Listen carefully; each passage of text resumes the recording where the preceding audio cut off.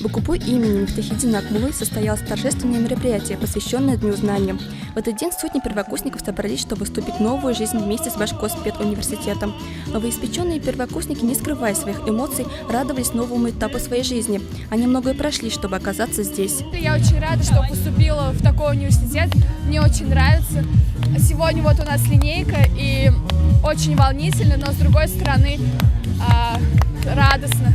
Мечтала стать учителем, наверное, со своего 5 класса, поэтому я очень счастлива, что я оказалась здесь. Это на самом деле лучший вуз просто Уфы, лучше придумать невозможно. Это факультет мечты, физмат, мы самые сильные.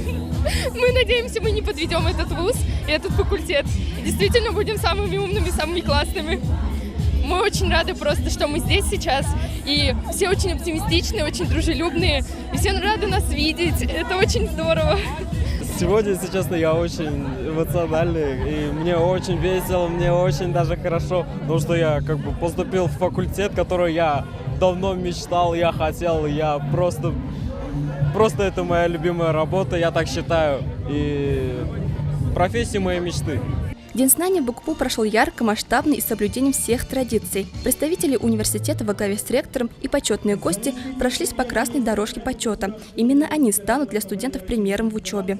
Вы стали студентами первого курса одного из ведущих вузов, педагогических гуманитарных вузов России, где сложились замечательные традиции уважения, ответственности, профессионализма, где в вузе существует корпоративный дух, корпоративная этика, где люди не просто наблюдают со стороны, а каждый из них участвует во всех делах вуза для того, чтобы система образования республики становилась все лучше и лучше.